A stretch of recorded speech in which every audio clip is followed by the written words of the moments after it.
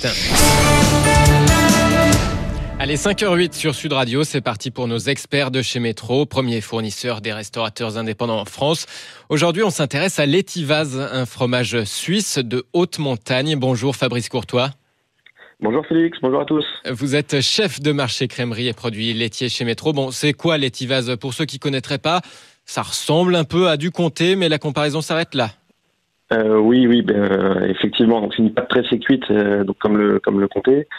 Par contre, voilà, moi j'ai décidé cette semaine de vous emmener un petit peu dans les Alpes, mais de l'autre côté de la frontière, chez nos amis suisses, dans le pays d'en haut, comme on l'appelle là-bas, pour vous faire découvrir ou redécouvrir l'Etivaz AOP, qui est un fromage donc AOP suisse, puisque j'ai eu à titre personnel la possibilité et la chance d'aller passer quelques jours pour partager le quotidien de producteurs alpagistes, donc à savoir Henri, Daniel et Aimé Reynaud, que je salue d'ailleurs au passage, ainsi que Pascal Guénal, directeur de la coopérative, qui m'ont fait découvrir justement la fabrication de ce fromage.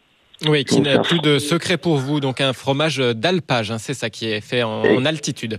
Exactement, donc c'est un fromage vraiment de passionné qui a plusieurs spécificités, notamment l'alpage, puisqu'il est exclusivement fabriqué dans les chalets donc, du pays d'en haut, donc à une altitude entre 1000 et 2000 mètres d'altitude, donc avec des conditions qui sont pas toujours faciles des fois d'un point de vue climatique.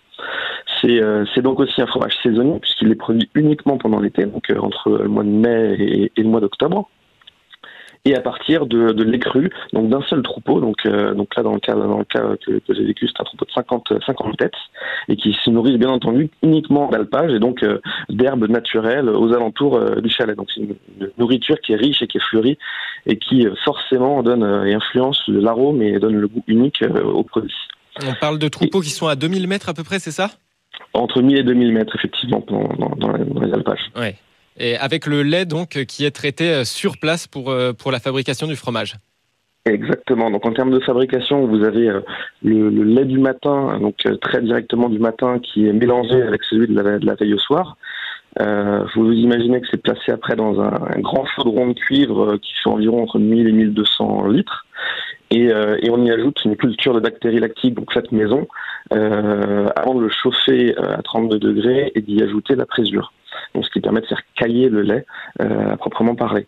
Alors l'autre particularité de ce fromage-là, c'est que c'est aussi un chauffage qui est fait à base de feu de bois. Donc c'est cuit au feu de bois. Et donc, ce qui nécessite vraiment... Voilà, ce qui nécessite vraiment une maîtrise complète du producteur pour faire monter le chaudron en température, d'une température de 32 degrés au moment où on ajoute la présure, jusqu'à 57 degrés. Et pour la petite histoire, donc la montée en température se fait de manière très progressive. Et je me souviens qu'il y avait une horloge qui avait la particularité de ne plus avoir de petites aiguilles qui indiquent les heures et dont les minutes avaient été remplacées sur le cadran par la température du chaudron. Ce qui fait que le producteur savait que il devait suivre pendant l'heure de chauffe les températures et donc maîtriser le foyer du feu pour arriver à monter très progressivement le chaudron jusqu'à 57 degrés au moment du soutirage, je dirais. Et avec une horloge, donc c'est-à-dire qu'on mesure le temps, on dit pas dans 2 minutes, on dit dans 2 degrés. Ils sont vraiment très précis. Exactement. Alors, à pâte pressée, ça signifie quoi? C'est un fromage qui est fait à la toile, c'est ça? Alors en fait, une fois donc le chaudron a été chauffé, que le caillé donc est sous forme de petits grains après l'avoir coupé aux tranches caillées, effectivement vous utilisez une toile dans laquelle vous pouvez glisser une tringle et le producteur ils le font généralement à deux, va aller chercher donc le caillé au fond du chaudron et prendre la quantité nécessaire pour fabriquer une meule. Et donc il va mettre le caillé dans un moule et derrière il va y avoir une étape effectivement de pressage pendant 24 heures pour donner vraiment la forme au produit. Fabrice Courtois, ce fromage l'Etivaz, donc c'est un fromage plutôt en termes de volume, c'est pas le plus gros des fromages, hein. Non, c'est une petite appellation, mais qui fait environ 430 tonnes chaque année. Donc ça reste tout petit, puisque vous faisiez la comparaison par rapport au comté au début.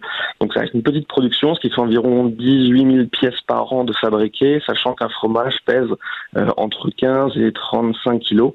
Alors c'est assez variable parce ça dépend aussi du nombre de troupeaux.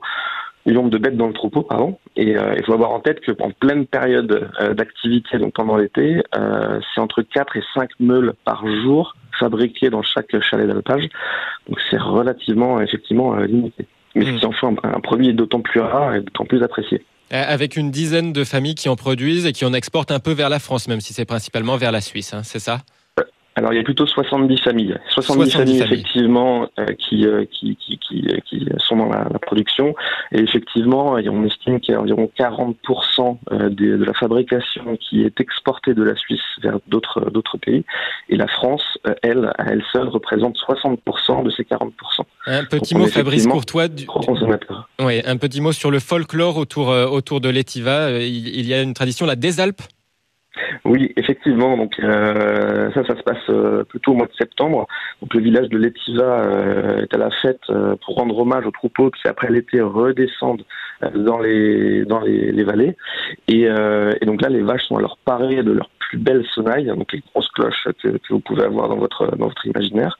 Et bien là, voilà, elles les ont et elles défilent sous les applaudissements du public. Donc c'est effectivement une journée de festivité de folklore.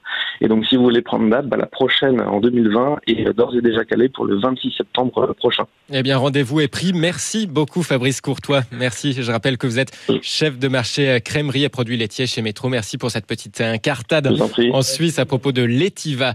Je vous souhaite une excellente journée. 5h15 sur Sud Radio. Tout de suite, on retrouve Christophe Bordet pour le meilleur des vraies voix. Métro.